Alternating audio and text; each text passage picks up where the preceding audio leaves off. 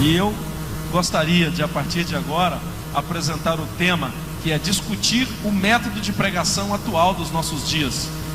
Eu não classifiquei o método assim, ele ganhou esse nome através das redes sociais e através de grandes pensadores, como Augusto Nicodemos fala, eu ouvi ele falando sobre isso, e chamou de método sensacionalismo criativo de pregações atuais. Sensacionalismo criativo seria maximizar as expectativas de um texto bíblico e depois ser criativo com ele a ponto de trazer uma interpretação nova que nunca houve para ele, ali no púlpito. Agora, ele está aqui no centro do palco pregando, do altar pregando, e ele traz uma interpretação nova para o texto que a gente nunca viu, nem historicamente, e nem faz sentido teológico para o que nós estamos ouvindo. Eu já ouvi isso nos púlpitos de igreja. Eu pastorei 5 igrejas, entre as pequenas igrejas que dirigi e fundei no Vale do Jequitinhonha, aqui na Grande Vitória, igrejas,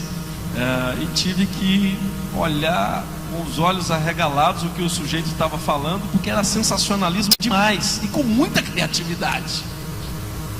Então ficou conhecido como método de sensacionalismo criativo as pregações que trazem interpretações do nada, que parecem ser revelativas.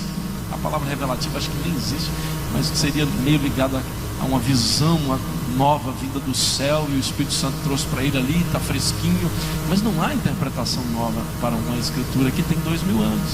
O que o autor quis dizer, ele diz, e o que ele quis dizer é o que Deus inspirou em seu coração. Isso é de escritura divinamente inspirada.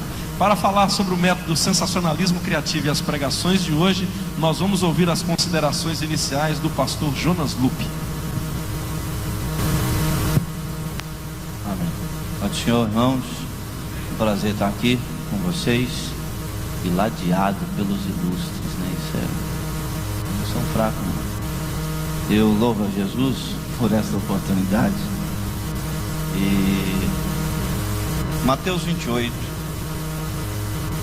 o Evangelho de Jesus, segundo escreveu Mateus, capítulo 28, versículo 19. Primeira partezinha só.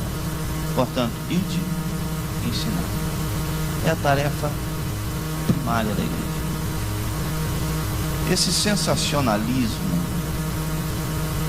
não tem ajudado em nada a igreja, tem prejudicado, porque o povo está deixando, na sua maioria, a pregação, de ouvir a pregação genuína, porque eles querem ser entretidos com esse metodologismo, com essa nova metodologia de pregação sensacionalista. Isso mexe com o povo, sacode o povo, e infelizmente boa parte das lideranças tem aderido a isso e tem aceitado, e tem trazido um prejuízo sem precedentes para a igreja. Então, na verdade, a igreja precisa voltar a ouvir a boa e genuína pregação da Bíblia. É o que fundamenta a fé cristã, é o que ajuda, é o que dá raiz, sustentação. É isso que ajuda e robustece a igreja.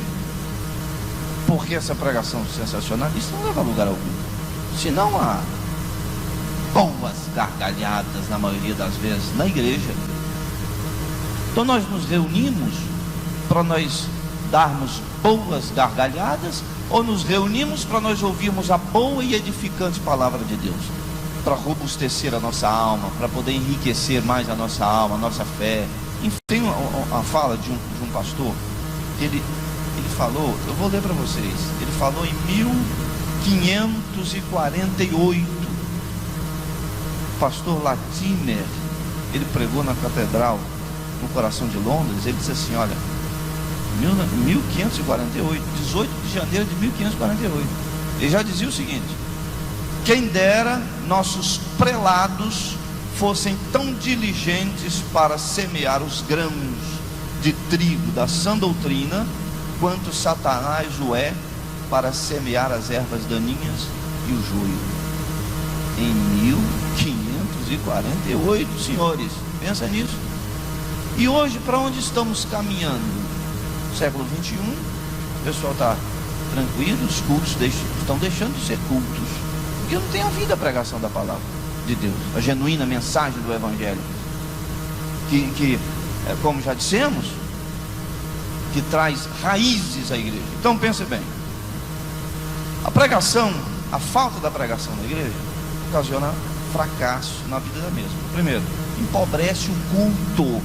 Vamos nos reunir, não tem pregação, então o culto deixou de ser culto, é um ajuntamento de pessoas empobrecidas de Bíblia. E temos feito. Segundo, é a decadência espiritual. Acontece a decadência espiritual. O pastor Jude Clay, o pastor da Igreja Batista lá de Nilópolis, no Rio, ele disse assim: o fracasso da pregação é a causa primária da miséria espiritual da igreja. Nós gastamos, além de tentar optar por esse sensacionalismo barato na igreja, que não é pregação. Quer dizer, vem o fracasso, causa a miséria da igreja. Por quê? Nos reunimos e quando vai pregar, que no meio pentecostal, canta-se, e depois vamos ouvir a palavra. Deus pode falar em 1 minuto, claro que pode, em meio minuto, 20 segundos, mas o pregador preparou para trazer uma exposição da Bíblia, da palavra, para que os irmãos, para que a igreja e todos os seus ouvintes entendam. Então a igreja, ela precisa de pregadores, não de pauradores. Essa é a verdade.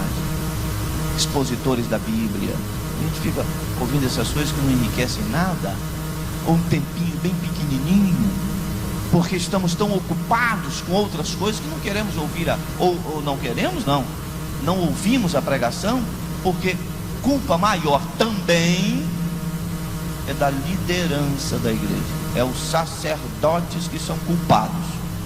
Se nós lermos toda a Bíblia, fala sobre isso, mas os profetas menores, eles batem mais nas costas dos sacerdotes, os senhores obreiros da igreja, que administram o tempo, na verdade, eles são surrados pelos profetas menores.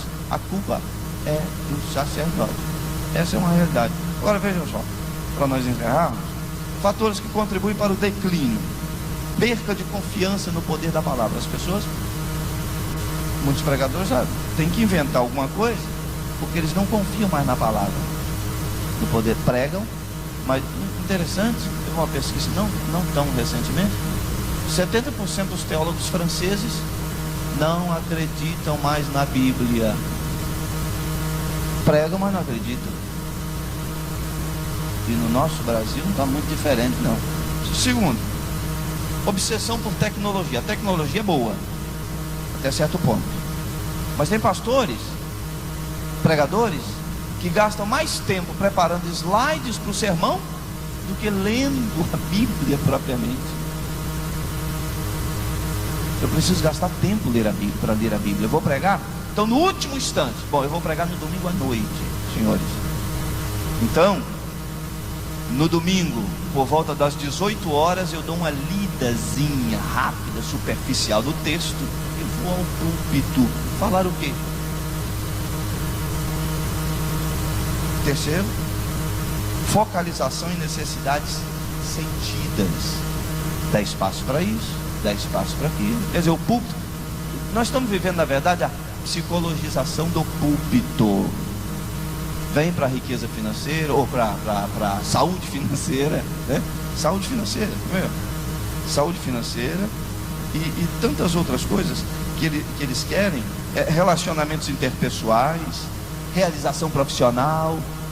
A igreja, senhores, ela quer Bíblia, exposição da palavra. É isso que alimenta a noiva do Cordeiro. Muito obrigado. Pastor Paulo Pontes, Senhoras e senhores, meus irmãos, a paz do Senhor. É uma alegria de estar aqui participando juntamente com esses homens renomados. Bom, diante dessa fala do pastor Jonas, o nosso contraditório não é tão contraditório assim. Na realidade, nós estamos vendo o evangelho sendo minado e, na realidade, a essência está sendo deixada de lado. O desafio de comunicar a palavra de Deus hoje, ele tem sido realmente deixado à mercê daquele bom conhecimento, do aprofundamento. As pessoas estão se sentindo cada vez mais carentes e não têm realmente sido supridas suas necessidades. Observo aqui, diante da fala do pastor, todo pregador gosta de um ineditismo. Geralmente quer falar alguma coisa que alguém ainda não falou. Talvez para ele aparecer, talvez para ele poder ficar em evidência. Mas eu entendo que, como educador cristão e trabalho na área de formação de obreiros, eu entendo que todo pregador deve ser um exegeta. E o exegeta, ele tem que ter duas ferramentas importantes, que são a hermenêutica e a exegese. E estas duas estão faltando em muitas pregações que o povo em geral tem assistido. Então eu preciso aqui, na realidade, corroborar com o pastor Jonas e não contradizer. E outra coisa sobre o conteúdo, o que é que nós temos visto, ouvido nas pregações. Nós temos muitos pregadores, mas o que está faltando na realidade é conteúdo. E eu tomei nota de 4 pontos que eu considero importante aqui, que é ação, poder, propósito e resultado, algo que aprendi ainda há muitos anos. E a ação é o pregador, ele ministrar sobre a unção do Espírito Santo, que reflete, que significa o poder. O propósito é fazer com que as pessoas elas recebam aquilo que Deus realmente tem para as suas vidas e, como resultado, elas, além de aceitarem a Cristo como Salvador, elas passem a servir ao Senhor na comunhão, na fraternidade da igreja. Mas o que nós estamos vendo realmente é bem diferente. Está faltando a chamada integridade ministerial, onde o pregador deveria pregar o que vive e viver o que prega. Isso realmente está sendo algo que tem sido decepcionante. Outro caso que me chama a atenção é que, dentro desse sensacionalismo, eu vejo aqui pregadores que querem apenas imitar a outros, principalmente essa nova geração de pregadores. Nós temos uma série de pregadores famosos, uma série de pregadores que estão em evidência e que eles estão servindo apenas de ídolos, mas a tristeza é que muitas vezes vemos pregadores apresentando coisas que realmente não acrescentam em nada, não somam nada para o povo de Deus. Muito pelo contrário, são animadores, são profissionais de púlpito, e o púlpito ele não é a ferramenta que faz realmente o pregador. Eu fiz uma análise recentemente sobre uma matéria de um pregador e eu classifiquei da seguinte forma, que o púlpito não é palco, o palco faz o artista ele faz e representa o que quiser no púlpito, mas o púlpito ele não faz o pregador.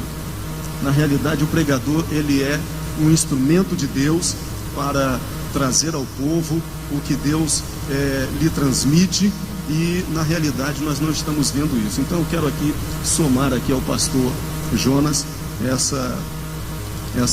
esse sentimento que ele tem, e eu acredito que é o sentimento de vários outros líderes que nós verdadeiramente precisamos formar pregadores, a igreja precisa.